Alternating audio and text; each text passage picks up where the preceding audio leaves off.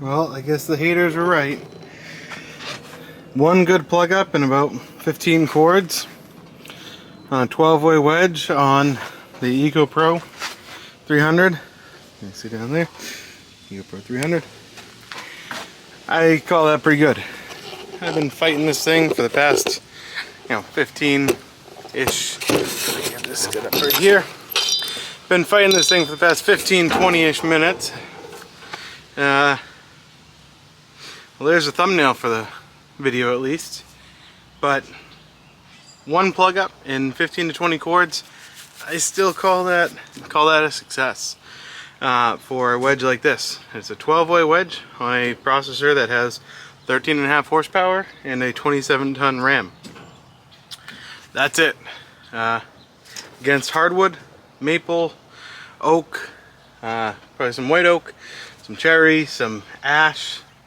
Wouldn't even dare try elm or hickory in it. Tried one piece of white oak, didn't go so well the other day. Had another piece yesterday, worked pretty good actually. It was just it was a small piece, straight grain, small piece. Only probably hit 2 or 3 of the wedges. But let me give you another view of what this wedge is. I don't think I've ever gone up this close exactly. So you have the first wedge right here, which is about, let's say, an inch out from the secondary, and this is the factory piece. So all the the orange or yellow. So this right here, all the way down, in this bar right here, both sides is the factory 4-way. And I had my fabricator, mobile welder, service guy, whatever you want to call him, put on a few pieces. So basically he did this design, and they're all stepped back from one another on all 4 sides. So that's where you get the 12-way. I have beat the living hell out of this thing. I'd say his welds have held up pretty well so far. He knows how to weld. This thing creaks and rattles and roars and does everything else with all the wood pushing through it. It is a little bit tight, but all these do have, it's going to be very hard to see, there's about a 2 to 3 degree kick out on each one of these wedges. The side wedges right here. This one has a 2 to 3 kick out, so that, and all these ones that he put on have a 2 to 3 degree tilt down. So it does get bigger as it goes backwards, so it tries to force it out and give it more room, make it easier, on the piston to push everything through. But that's the design. Soon we'll have this one over here will be obviously straightened. But this is his next task, to straighten this out and then turn this one into an 8-way wedge. Less resplits. That's the name of the game for me. This is a lot of what I've been processing through. This is all the resplit stuff down on from the monster splitter down to manageable sizes for this machine here. But I have probably another 10 cords of this to go, and another 10 to 15 cords to run through the monster splitter before I start getting to some of my small stuff. That's pretty much what's going on. You can see some more of it over in the trailer. This is a setback for sure. For the time being right now, it's probably gonna take me another 30 minutes to get, probably 35-40 minutes total to get this all unplugged. But what machine that you modify doesn't have any sort of issues? I've never been able to I really push something to its limits and say this is well beyond the limit. I've never pushed something beyond its limits that I modified or had modified that was not designed to do that hasn't had some sort of hang up. So this is what I got going on. So let's get this cleaned up. I'll probably end up breaking out the chainsaw. And what I tried to do, what you saw, before I turned the camera on, oh, this magnet's strong. Before I turned the camera on, I actually got the wedge out, flipped it around, and tried to use the wedge to push it through. And it was working great. And that's how I pushed this all the way back through to here. Obviously it was right here. You can see where it's been plugged up for a little bit this morning, where it's all that blue stain from the iron already. But I flipped the wedge around, I pulled it out and used the piston to push it back, but it worked. And then I had the great idea to pull out the camera and show it, and by the time I did that, I moved the next piece, I was using as a rod to push it through, and I misaligned it, and it made a bigger mess, obviously, as you saw a few minutes ago on the opening little clip of this video. So let me get this cleaned up, I'll check back in.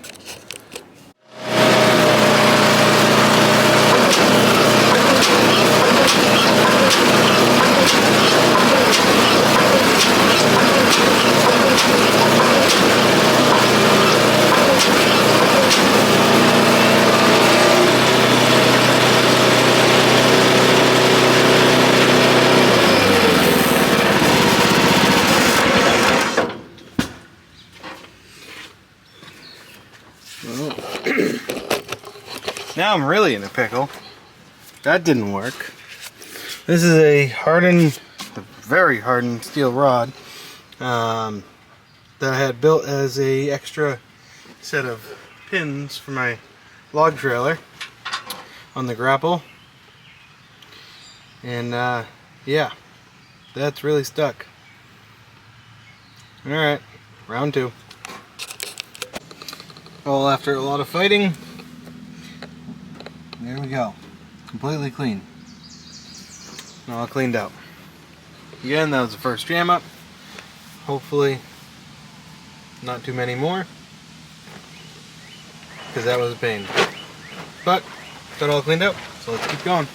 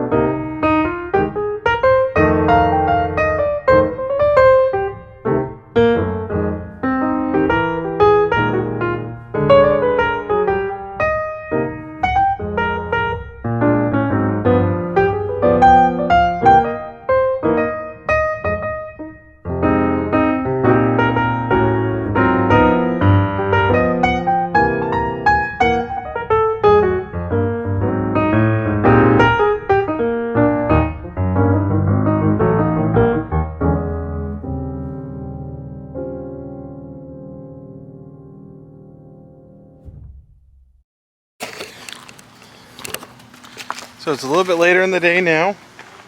And what I have going on now is I'm starting to get low on kindling. So I gotta go and make a bunch of that. And this is how I make consistent, high quality kindling every single time. This varies a little bit. A lot of the times what I do is I use already split wood. But right now what I'm actually gonna do is I have a lot of these rounds. These have been around for quite some time. Most of them are pretty straight grain, but just a bit too big for the processor. I really don't use this splitter a whole lot anymore. I actually just listed this for sale. This is a 22-ton rugged made splitter with the log lift. I did put a Champion 16 horsepower brand new motor on it with a 19 gallon per minute pump. I'm asking $29.50 for anyone that's in the southeastern Massachusetts or New England area. Asking $29.50 on this. If anyone's interested, I am just kind of upgrading a lot of my equipment right now, and this doesn't get used very often, so it's up for sale. I need the space back here. But this is my process. So I use as of right now, today, I'm using the Rugged Made to break down some of these big rounds, and then going over to the trusty Kindling King to give me high quality split kindling every single time, uniformly split, uniform lengths, uniform sizes. They bundle very nicely, but this stuff is gonna go into IBC tote and sit for a few, probably 3 to 6 weeks, and it'll be plenty dry here in the summertime with these rounds that have, at least 2 years old probably, I'd say. Pretty much from when I first moved in here. It's cleaning up areas, and this is a pile I found. So let's get to it. Show you how I make consistent high quality kindling every single time. Uniform sizes and lengths.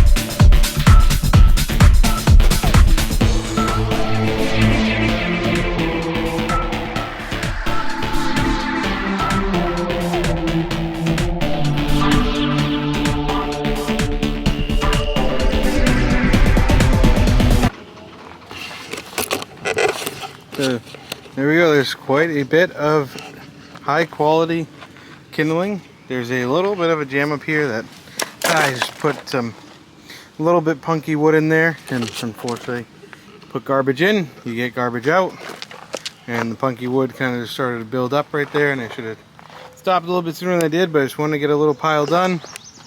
And there's probably 20 bundles right there for me to make in kindling.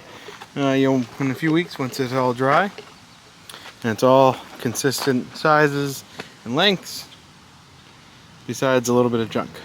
But that's what's going on. On to the next thing. So here I am back at this store again. They sold quite a bit over Memorial Day weekend. We got them restocked with kindling already, and here are all the bundles we're going to be stocking. So let's go ahead and get it done.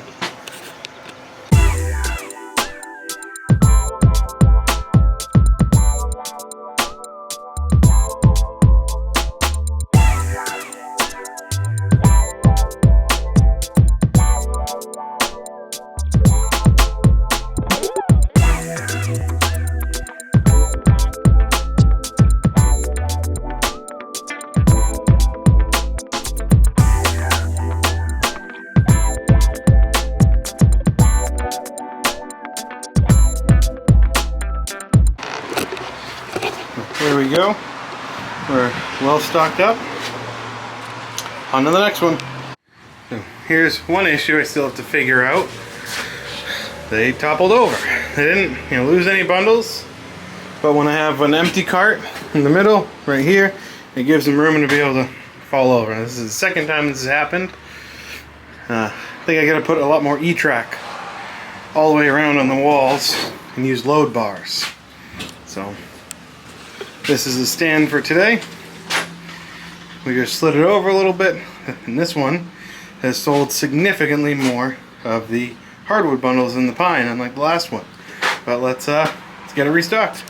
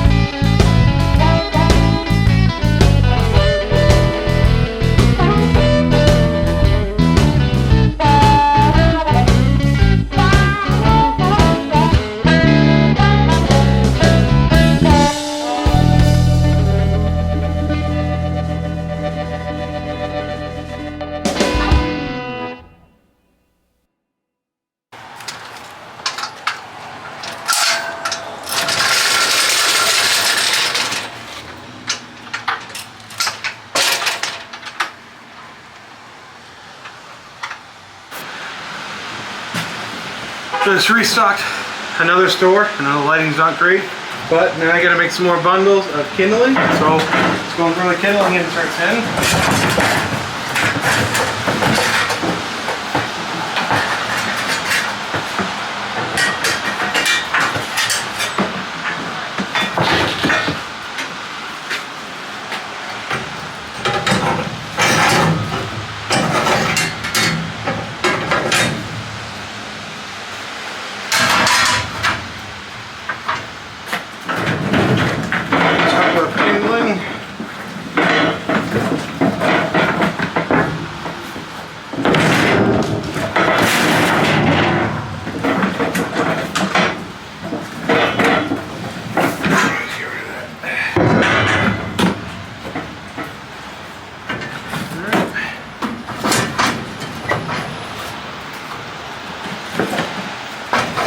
It's very nice to be able to make these on the go now, and they'll all be the exact same size versus my old way of doing it. They were all at least a half a cubic foot, but now they will all be on the dot, uniform size with this mobile kindling bundler. So right up to the top, like so. Labels.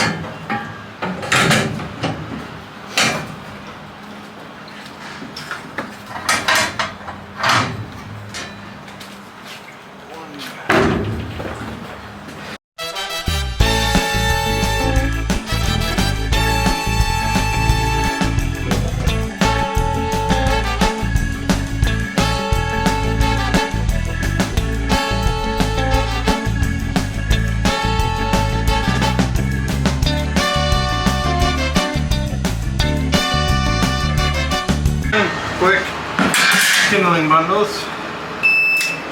We're on our way. On the go.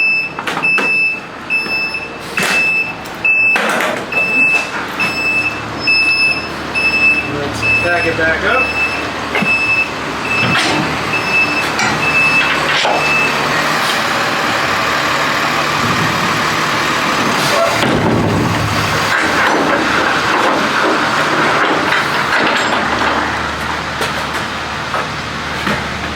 Pins back in.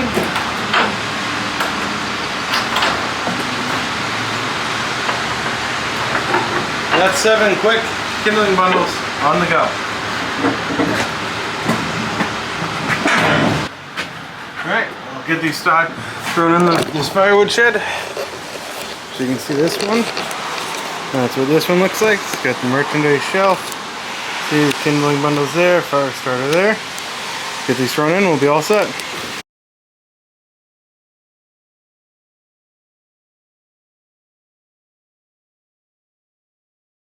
Here are the chickens. They're just kind of chilling out in them this morning. Here are the chickens. But this is what we got. This is a Manitou. I believe it's a TM55 or TX55. I can't remember what it is.